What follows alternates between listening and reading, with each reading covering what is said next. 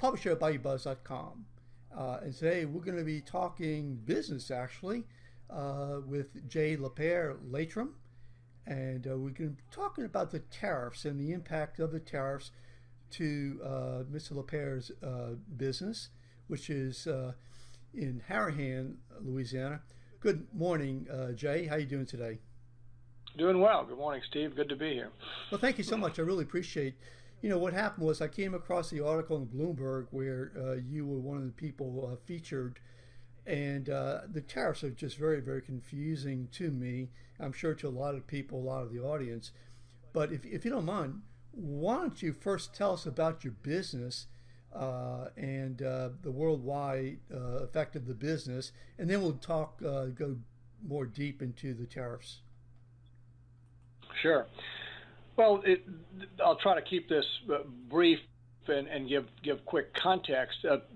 Laitram was founded based on an invention of my father's to automate shrimp peeling. So he invented a shrimp peeler when he was a boy.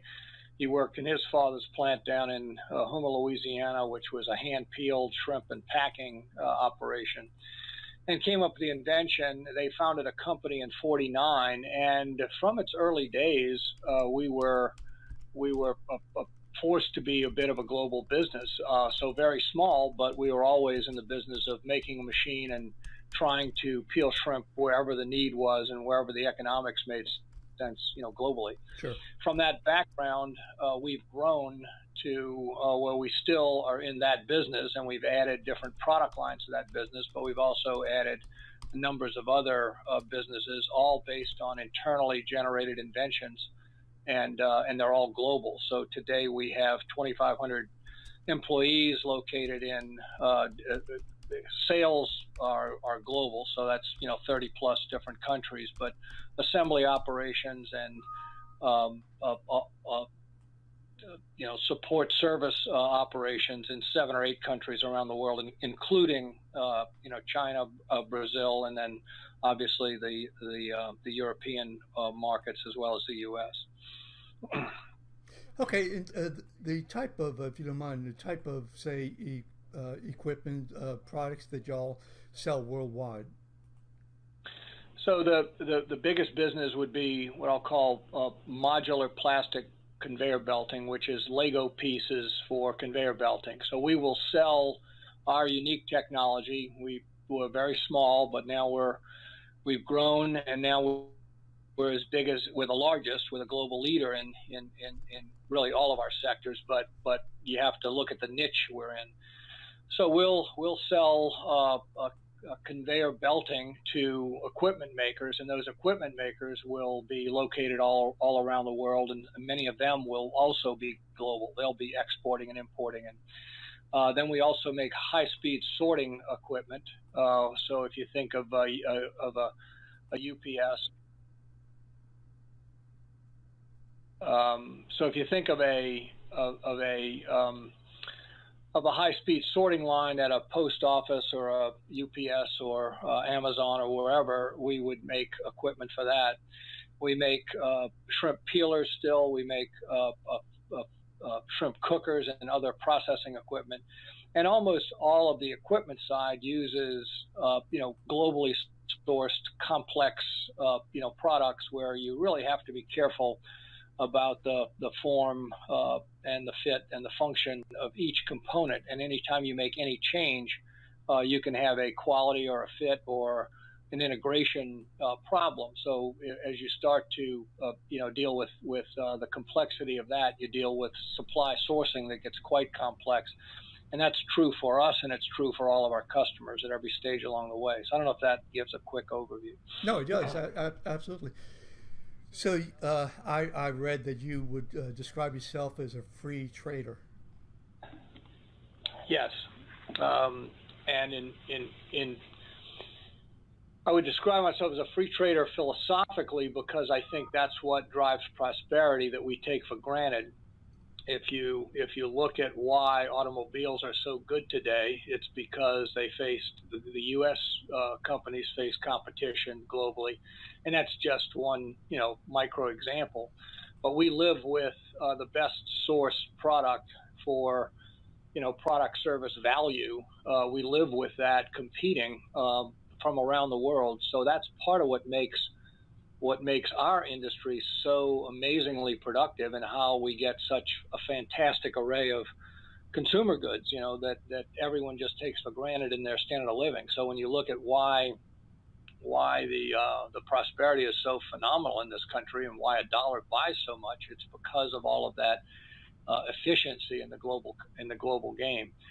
I don't then say that everybody buys in and plays by the same rules, and I'm not naive to the problems. I just think that the only answer to that is to continue to work to try to get more and more free markets, because that's what benefits people. It does cause big dislocations. There's no doubt about that, but that's true, and even more so with automation, which causes even more dislocations. So both are factors in prosperity. We came from the horse and buggy days, and now we a lot of those businesses don't exist, but consumers benefit from that, and industry changes and innovation changes. For us personally, so it also aligns with what we do. We're probably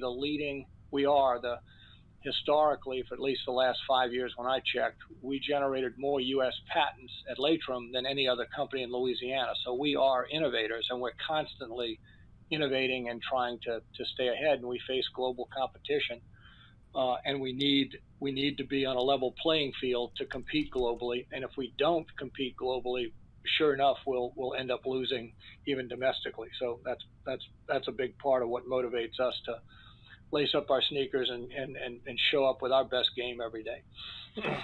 So in your industry or industries, who would you say is not playing on a level playing field? Who is tilting it? Well, I don't know enough about all of the different aspects. I can explain how things work for us.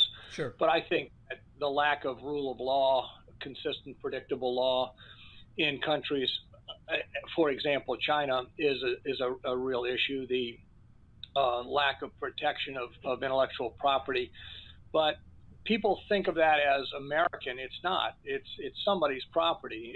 It's a particular company that can be over there, and in our case, it's our property, and we have to have the brains not to disclose or give it away in a way that doesn't make sense for us.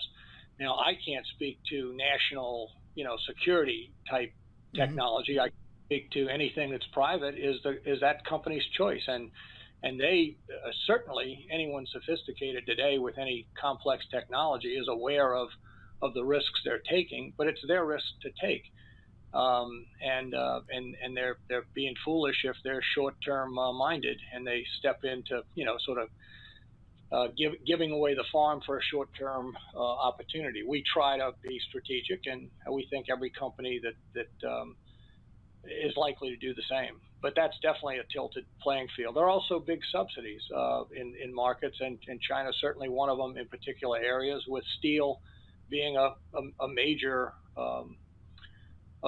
problem for the steel industry. But the problem with that one is that for every user of steel, for every steel company or every employed person in a steel company, there are probably 10 to 20 to maybe even 50 steel users. And if China, maybe the best way to think of this is the way you would an individual deal. If you think, boy, I got cheated in that deal, you never think to yourself, because the guy gave me too low a price. You think, well, I got cheated in that deal because I didn't realize something. He charged too much. I didn't realize that better prices were available. The Chinese are cheating by subsidizing, by giving us too good a deal. And if we don't accept that deal, we're going to remove ourselves from being competitive in the global play with all the users of steel.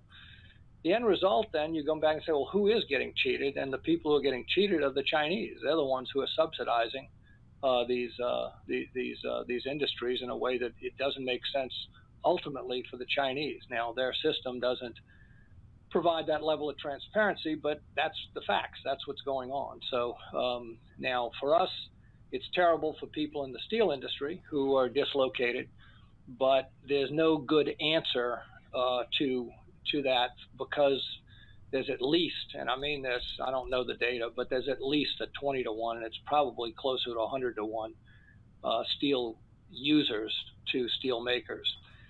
So I don't know if that gives a picture of it. Okay, so I do see that some people are saying hi to you, and I just wanted to mention that on Facebook. So, okay. Yeah. Hi, Hi back, people. One is Rick Haas from Laitram Bloom, and sure. So let's talk then about the impact of, in terms of your business, the impact of the tariffs. From what I could gather from the article that was on Bloomberg, basically the issue for you and for so many others, including the Port of New Orleans, the Port of South Louisiana, is uncertainty. Am I correct there? Yeah. That's exactly right. My comments are all about the prospective risks. It's the cautionary tale or the prophecy that if we think we're good with a trade war, we're missing both the foundational economics of what the end game will be, but also the period of uncertainty that dislocates, where everyone is waiting to get the rules clear before they can make economic decisions. And you can't actually be confident in making long-term decisions. And every decision in business is geared to some time frame. And that time frame for most companies is, I need to be really confident that it's at least a deal, depending on the magnitude of the investment, that gets its payback. And that payback has to be, in some reasonable time frame of 3 to 5 years. Well, in this world, you can't think that way. I mean, you can't have predictability. So the uncertainty is the terrible part. And as you put that cloud over your business, that sends implications for the suppliers that you'd be dealing with. So everyone's hold is lost revenue and lost movement forward.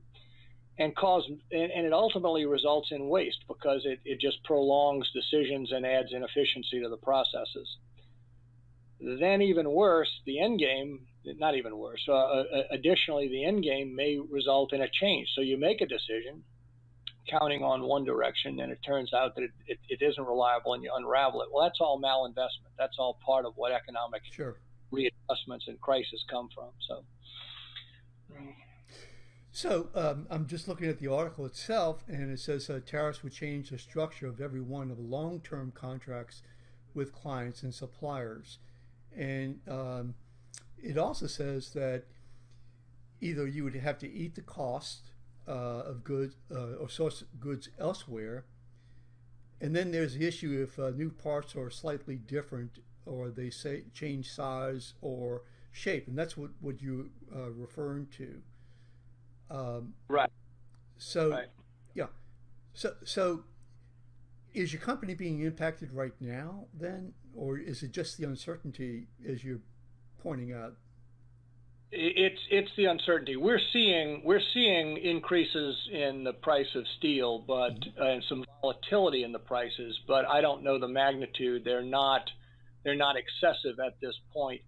I think all of our steel supply was from the U.S. to begin with, and I think, just for clarity, that's true for 75% of the steel market. 75% of the U.S.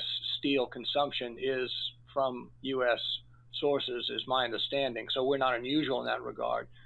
But that U.S. consumption, that U.S. supply is competing with the global game. Now, steel is not just steel. You have to think in terms of what all these varieties of specialties are in it. So there are micro supply demand pricing issues going on at all of the different spec levels.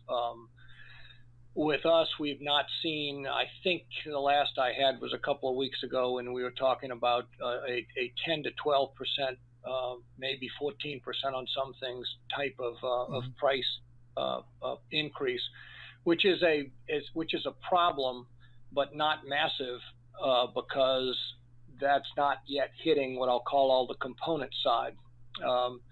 It won't hit the component side if the trade war stayed constant, but if it hits the component side, then you can start to imagine all the things we're talking about becoming the uncertainty becoming a big problem. So imagine you've sourced a motor from Germany, for example, or Japan or wherever, and then that motor becomes unavailable, and you then have to think, well, I need a motor that is fit for the environment. It has to be able to handle a wash down. It has to have certain power. It has to have integration. It has to be tied into certain types of controls, or you just have to eat the cost. So one of those two. And then if you make the change, it has to go through all of that engineering design. Now imagine that on dozens of components for every machine you make, and then you get a picture of what kind of location you could deal with. I'll tell this quick story because it's kind of interesting. We decided to discontinue a product years ago. It's about 20 years ago. It was a product that we had replaced with a better product, and we would just discontinue it because we didn't see enough demand. And we had an equipment maker in Germany who I went to visit, and he said essentially, look, if I could hurt you and I could hurt someone important to you, he says, I would feel that would be the only way for me to feel equal to the justice. He says, your product, he says, the improved product does nothing for me because your existing product works just great. He says, but the improved product has some tiny dimensional changes, and that will mean that I'll have to go through an engineering redesign on an old product that's stable, that doesn't need any work. Right. He says, so you've made my life hell. Well, that's what this would do. It would make life hell for tons of manufacturers. That's interesting. I'm really involved in the technology world, and so software is a pretty good example of that. Companies coming up with new products, and sometimes you just say, hey, it doesn't make any sense because, like Windows, for an example, maybe that's a good analogy. Windows, when they make changes, it impacts all of the components on your computer and on your network. Right. And so that might be, from my standpoint at least, a good analogy to understand the situation. So a few more questions, if I might, and that is that let's look at it from the standpoint of the administration, the Trump administration, and what they're saying is, look, these countries, even our allies, even our close allies, and certainly China, I mean, they're just not playing fair. They're charging us too much on certain products in terms of tariffs, Canada, and so this is the only way that we have to be able to even the playing field and to be able to, on those products, and to be able to increase the manufacturing in this country. Yeah, well, I think there's a question of what's the problem that we're trying to solve that's really important to think through. Trade has been becoming more free for the past 40 years. I don't know the data in particulars, but I would say most economists would say it's a pretty good trend line. And the countries that are protectionist are suffering more because of it. China is more free today than it's ever been, and it's moving on a track to become more free. The countries that have gone the other way have faced huge problems. Brazil was once seen as a shining star in the economic game not too long ago, 3 or 4 years, but they are not. They're pretty abusive with their tariffs. And the end result of that is that their economy is in shambles, and they're dealing with their shambles, maybe an overstatement, but they're dealing with some real setbacks tied to that. So I think the natural market forces are moving to more freedom, and I can't say that what the right tactic is, but I can say that the disruption of using a tactic like we're using needs to be integrated into the thinking. But I would have preferred to just continue to say, well, you know, you're hurting your people and you're hurting these markets, and we're going to push for you to lower your tariffs. But that has not been the primary message in the voice. The voice has been more about the balance of trade. So now if you start talking about the balance of trade numbers, because U.S. manufacturing is doing well. Yeah. We're not in disarray. We're producing more than we've ever produced. We source from around the world. But if you look at the balance of trade, then you have to recognize that let's not deal in macro. Let's get down to the micro and start thinking about what we mean by trade. And what we're talking about is millions and hundreds of millions and probably billions of individual transactions. And when I buy a product, I'm getting value. So you get two wins. You get the seller that's winning, you know, and we're winning. But the only thing they can do with those dollars is reinvest them in the U.S. They take dollars from that trade, and they can then buy our products and services, or they can invest it in our bonds, or they can invest it in our stocks, or they can invest it in property and whatever in the U.S. I just don't see that as a terrible problem. And truth is, we remain the richest, the best, and a per capita stunningly prosperous country compared to China, where, I mean, I don't know what their GDP per capita is, but Cato has some great. The World Bank has good data on that, and you can go in and look and see that we're just so tremendously better off. That I think the game that has been working very well for us, and I think that what Trump has done with regulation has been a tremendous boom. And you saw what happened as soon as you started to make laws more predictable and you reduce regulation. Well, now you saw this immediate improvement. Well, those are the kinds of things that I think make a lot of sense, and there are lots of things we can do. I mean, we on the medical side, we don't allow the reimportation of drugs. If a pharmaceutical company exports, they sell the product here for a 10 and then they sell it abroad for a 2. We don't allow the reimportation of that drug. So we incur the cost of preventing that, you know, with the U.S. Inspection and policing. But mostly we're funding cheap drugs for the globe, and we should say no. We don't do that. If you pharmaceutical companies, you should have the world pay for your development, not just the U.S. And I think if we did that, it would materially improve the kinds of trade issues we're talking about. Okay, so I have one question left, and that is from one of our viewers, Lynn Matthews. It's actually two parts. It says, how will these tariffs affect your division in Denmark? And does the Denmark division manufacture in Denmark and sell here? Well, it's probably referencing Amsterdam, where the bigger is. We do have an operation in Denmark as well, but no, we don't manufacture there for reimportation here. We don't reimport from our satellite operations. We actually export to most of those. We provide components to most of those, or they source separately in those locations. So that is part of what would happen here, is that you would be, if you can't